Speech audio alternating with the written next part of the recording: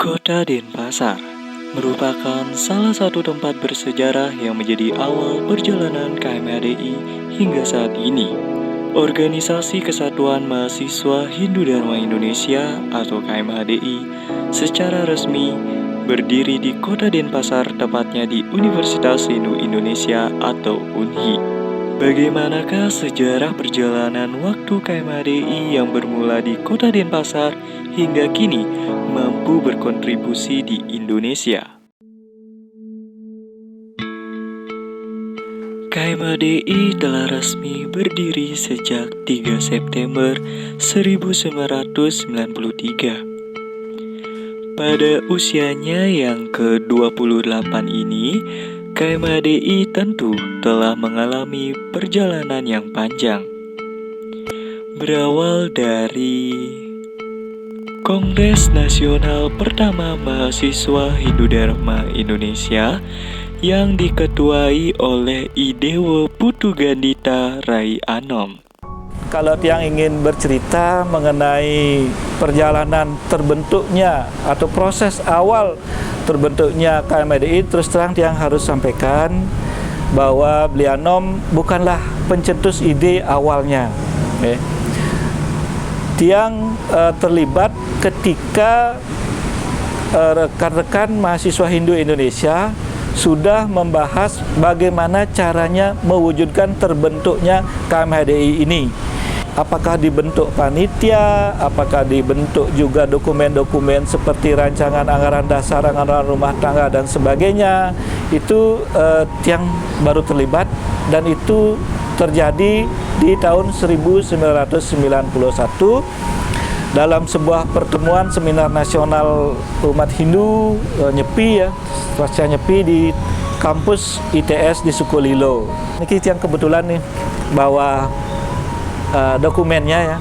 Di sini bisa dibaca tahapan-tahapan persiapan dari pelaksanaan kongres ini ada di sini. Walaupun secara garis besar sudah beliau sampaikan. Ada di sini membahas tentang Korwil, ada membahas Korwil itu adalah koordinator wilayah ya. Kemudian ada juga membahas tentang dokumen-dokumennya. Hal yang penting itu terjadi ketika panel forum dan dialog mahasiswa Hindu Indonesia di kampus Universitas Warmadewa pada tahun 1992. Pada saat itu yang diprakarsai oleh rekan dari UGM Jogja ya, Korwil Jogja, dibentuk panitia untuk menyelenggarakan Kongres Nasional Pertama Mahasiswa Hindu Dharma Indonesia itu di Bali. Nah, siapa sekarang yang ditunjuk menjadi panitianya? Dan akhirnya setelah berdialog, berdiskusi yang cukup alot, setelah menyampaikan pandangan-pandangannya, akhirnya ditunjuklah koordinator Forum Persatuan Mahasiswa Hindu Dharma Universitas Udayana, yaitu tiang sendiri, untuk menjadi ketua panitianya dan harus menyelenggarakan kongres di tahun 93. Bayangkan itu 1 tahun. Kepentingan terpenting dari lahirnya KMHDI ini adalah untuk mewadahi mahasiswa Hindu seluruh Indonesia. Dan satu pesan yang penting ingin tiang sampaikan kepada adik-adik sekalian adalah mari kita isi KMHDI selanjutnya dengan sepenuh hati.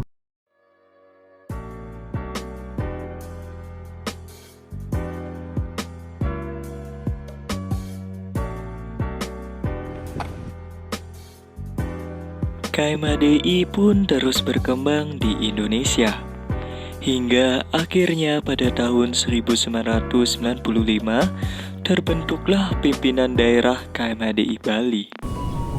Pembentukan KMHDI di Bali itu setelah Kongres atau Mahasabah pertama KMHDI tahun 93 waktu itu.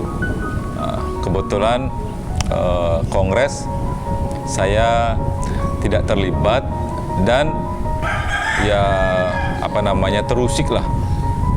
Di KMHDI di Bali saya nggak ada gitu kan. Padahal kalau bicara mahasiswa Hindu itu mayoritas adanya di Bali, atau mayoritas mahasiswa di Bali itu beragama Hindu.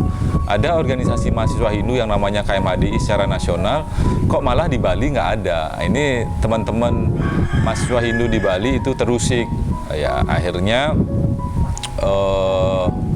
kalau nggak salah di awal 95 diberikanlah tugas dan kepercayaan kepada saya sebagai ketua panitia Lokasaba yang pertama. Waktu itu kita mengumpulkan teman-teman mahasiswa Hindu dari seluruh Bali. Karena dianggap kepanitiaan itu berhasil, kita melaksanakan Lokasaba itu di SKB ya, Sanggar Kegiatan Belajar. Lah itu di Klungkung namanya, di Banjarangkan Klungkung. Jadinya oleh teman-teman ketua panitianya dipercaya langsung sebagai ketua PD yang pertama. Ya. Nah pada saat itu kita bersepakat bahwa dari semua elemen kampus harus siap bersama-sama untuk duduk dalam kepengurusan KMHDI Bali. Jadinya kita waktu itu jumlah kepengurusan ada 54. Nah, jadinya kita merancang dengan teman-teman, ayo kita bikin di PC-PC. Kalau nggak salah, PC Denpasar dan PC Badung itu adalah PC yang mengawali pembentukan pimpinan cabang di daerah Bali.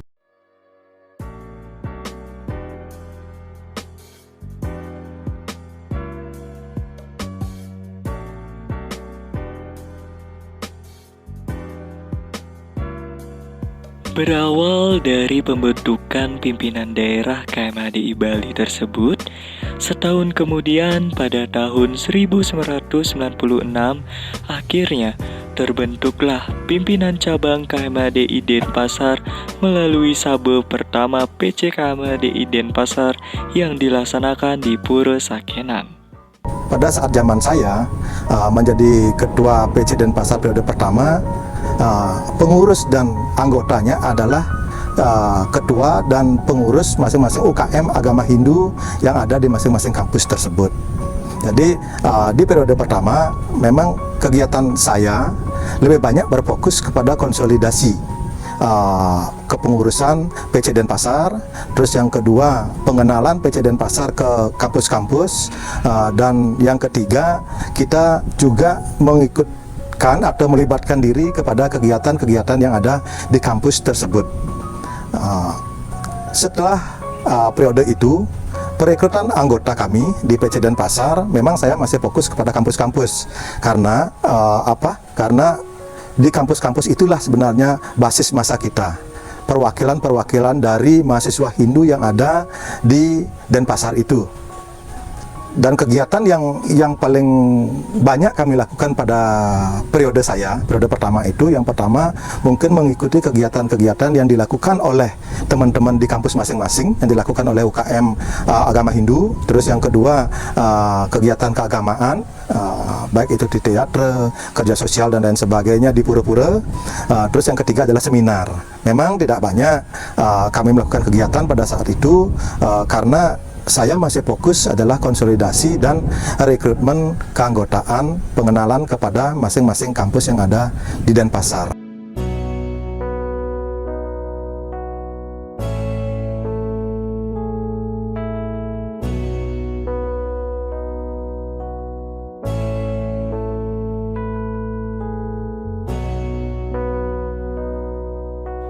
Tantangan sebagai organisasi yang baru terbentuk memanglah tidaklah mudah.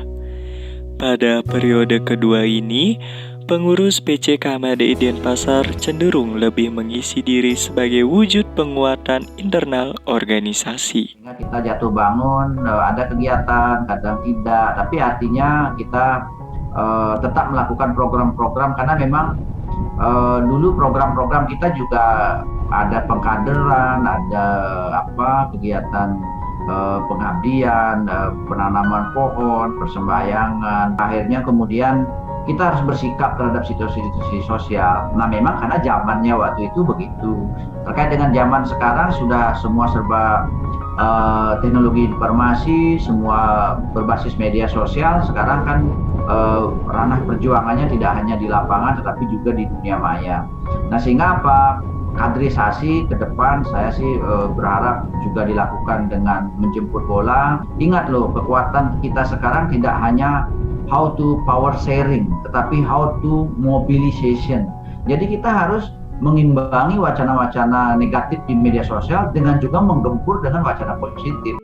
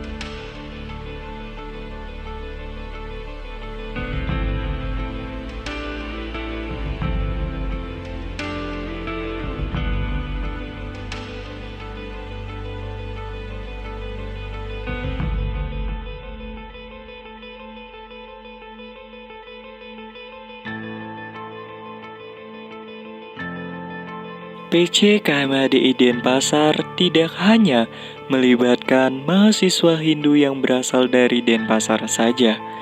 Namun, sejak awal pun anggota yang tergabung dalam PC KMADI Denpasar berasal dari berbagai provinsi di Indonesia yang sedang merantau ke Bali, khususnya Denpasar. Kabare piye, Mas? Apik-apik ae Mas nek kene. Yo, apik-apik yo.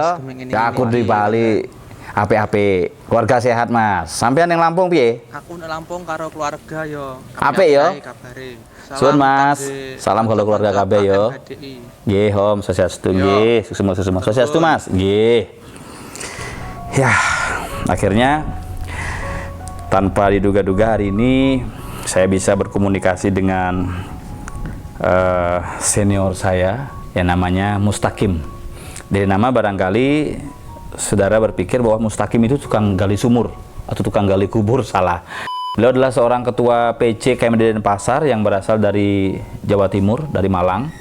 Dan saya manggilnya Mas Takim. Mas Takim itu pekerja ulet. KMADI bukan hanya sebagai wadah organisasi keagamaan Hindu saja, tetapi juga sebagai wadah seni dan berkreativitasnya mahasiswa Hindu yang tergabung di dalamnya. Banyak pelajaran-pelajaran menarik, seperti salah seorang yang merupakan juga pendiri KMADI ini ketika kongres pertama dulu, yaitu Beli Putu Darmano yang dikenal dengan Pan Godogan. Pan Godogan inilah yang memperkenalkan saya dengan dunia seni di KMADI, bertemu dengan komunitas kokoan talang-talang secara relasi luar biasa. Satu kata kunci Denpasar adalah mutiaranya Bali.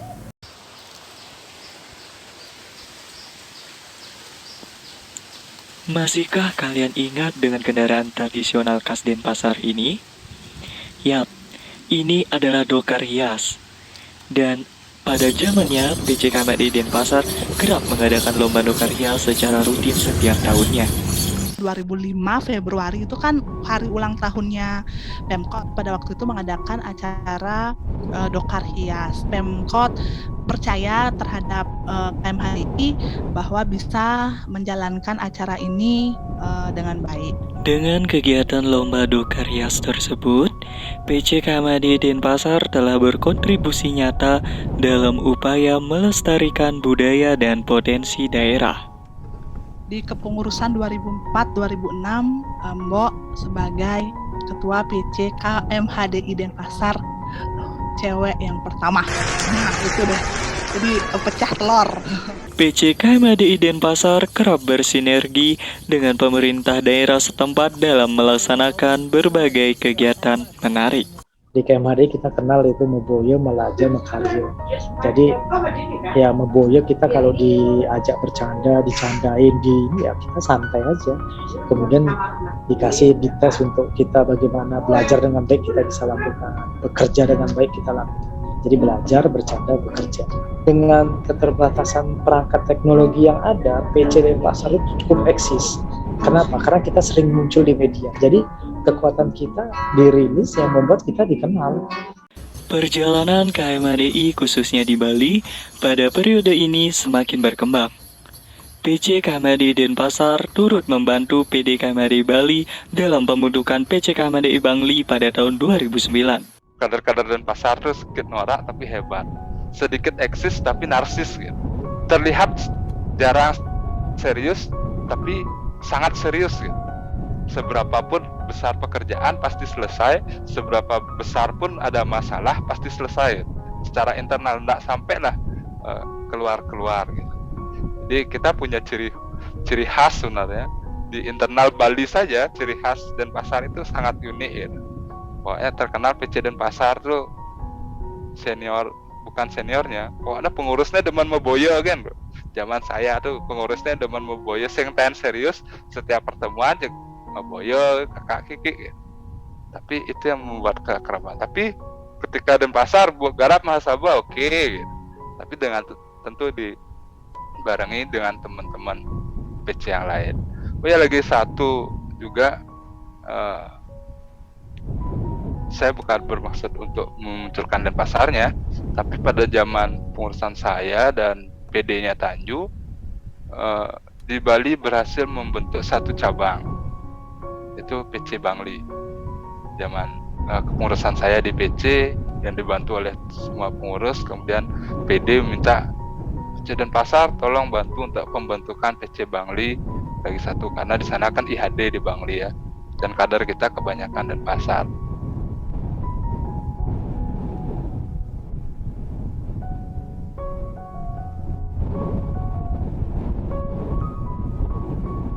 Kita harus berproses, benar-benar berproses di KMHDI agar kemampuan kita bisa terasa. Jujur ya, waktu saya sebelum di KMHDI, pertama saya orangnya minder, nggak berani ngomong sama sekali di depan umum, itu udah gemeteran gitu dan sebagainya. Tapi ketika kita dipaksa menjadi ketua PC dan bahkan menjadi presidium waktu itu, mau tidak mau kita di publik harus benar-benar berani ngomong, berani tampil, kemudian omongan kita harus berisi gitu. Dan satu hal lagi yang mungkin saya sampaikan kepada adik-adik ya, ini adalah wadah untuk sebagai wadah untuk kalian berproses. Jadi kedewasaan kalian itu akan muncul di sini. Kedewasaan kalian akan muncul di sini gitu. Bagaimana kalian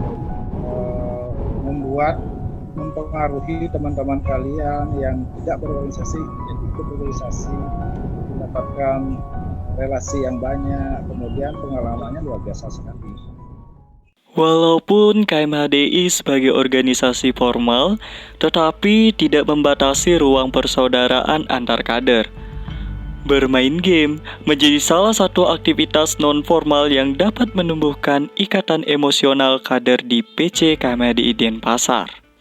Kebetulan waktu itu juga yang masih sangat saya ingat, yang sangat berkesan adalah teman-teman ada yang senang bermain game. Nah, itu cikal bakal. Jadi belum seheboh sekarang ketika game itu menjadi sebuah turnamen.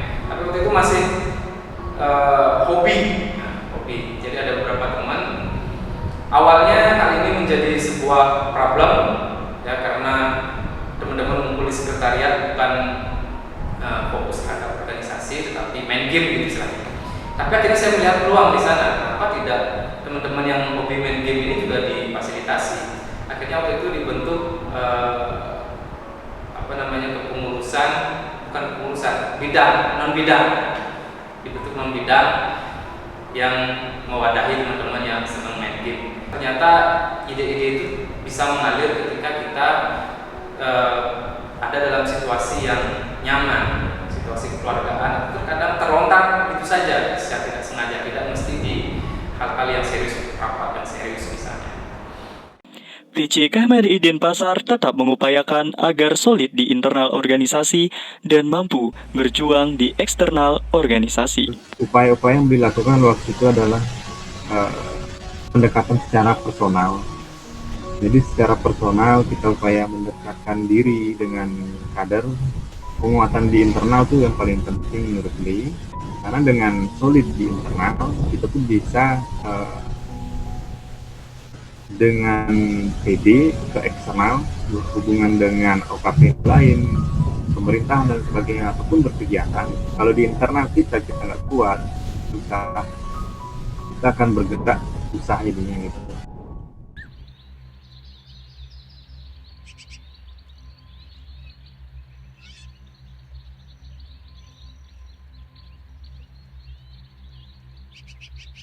Kota Denpasar menjadi tempat berdirinya Rumah Kebangsaan dan Kebinekaan Pasraman Satyam Eva Jayate. Saya jujur sangat takjub melihat bagaimana pembangunan gedung Pasraman ini yang sangat luar biasa seperti ini. Nah, sekian lama jarang pernah bisa bertemu dengan teman-teman kader. Saya melihat, luar biasa nih pembangunannya.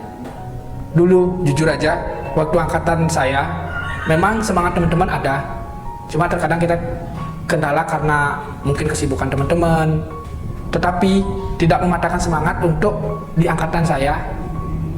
Dan yang terakhir kita berpartisipasi itu peletakan batu sampai pembuatan fondasi. Nah, selanjutnya saya melihat gedung semegah ini, luar biasa sekali perjuangan teman-teman, termasuk alumni-alumni untuk memberikan ruang, memberikan tempat untuk adik-adik kita, kader-kader kita untuk tempat bernaung, tempat berdiskusi dan lain-lain. Sebagai tuan rumah, PC KMRI Denpasar selalu aktif berpartisipasi dari awal perencanaan pembangunan Pasraman tersebut pada tahun 2018.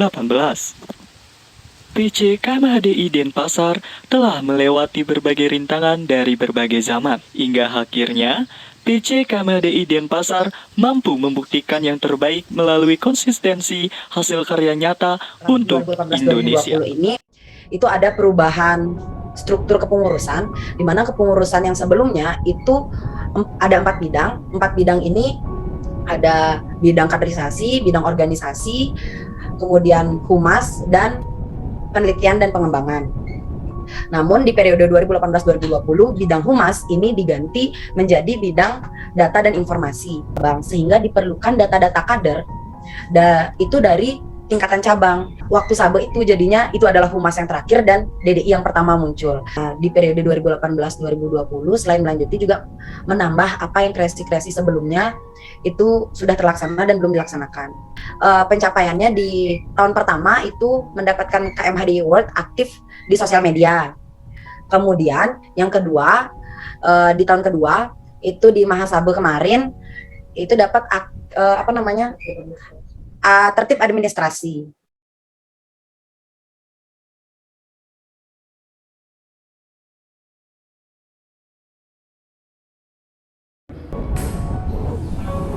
Setelah merefleksi perjalanan sejarah PC KMHDI Denpasar melalui tayangan video tadi, begitu banyak pembelajaran-pembelajaran yang dapat saya petik. Tentu di dalam perjalanan sebelumnya begitu banyak prestasi yang diraih oleh PC KMHDI Denpasar, sehingga hal tersebut harus kita lanjutkan melalui spirit KMHDI unggul ber-KMHDI. PC KMHDI Denpasar untuk Indonesia. PC KMHDI Denpasar siap berkontribusi untuk Indonesia. Satyam Eva Jayate, Jaya.